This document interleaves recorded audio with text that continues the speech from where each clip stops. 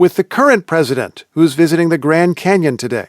But he's not hiking. The president is there to announce a new national monument. It's all part of a trip this week promoting the administration's environmental policies. NPR senior White House correspondent Tamara Keith is traveling with the president. She's on the line from Arizona. Tam, good morning. Good morning. What is the significance of this national monument, which we should mention comes after some others the president announced in recent years? Yeah, this new monument, it's all on federal land, nearly 1 million acres in 3 different sections around the Grand Canyon. And this land has a lot of meaning to Native American communities. According to the White House, the monument contains more than 3,000 known cultural and historic sites, including a dozen listed on the National Register of Historic Places. Hunting and fishing and existing livestock grazing permits will continue, but this designation prioritizes the cultural and spiritual uses of the land. And notably, this will also prevent future uranium development. So new permits have been frozen for more than a decade, but this will make it permanent.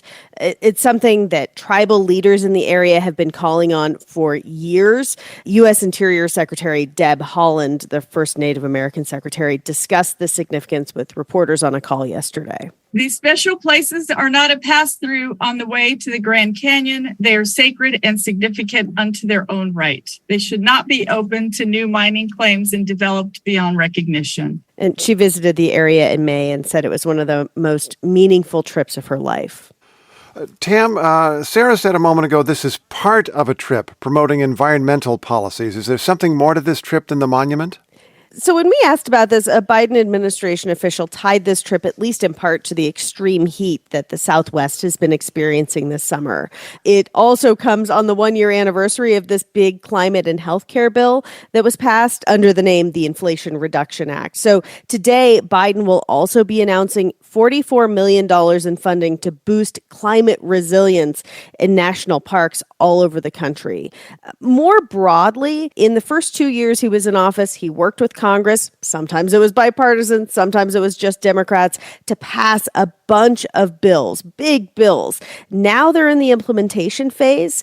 And the theory of the case here is that through legislation and executive action, Biden's policies are able to get at some of the drivers of climate change and also create new jobs. So this trip is basically a big billboard advertising what was passed, what they're working on, in hopes of getting some credit, which the public has not yet been really willing to give the president. He's also visiting a state we should note that until very recently was considered a red state. It did go for him narrowly in 2020, but he has to be thinking about 2024.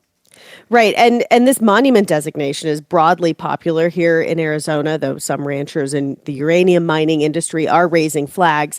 But this is the sort of headline-grabbing local story that the president and his campaign need more than a year out from the election. There's a lot of focus in national politics on former President Trump and the Republican primary. But this allows the president to go to places that will matter and get those local headlines. NPR senior White House correspondent Tamara Keith, thanks so much. You're welcome. Safe travels.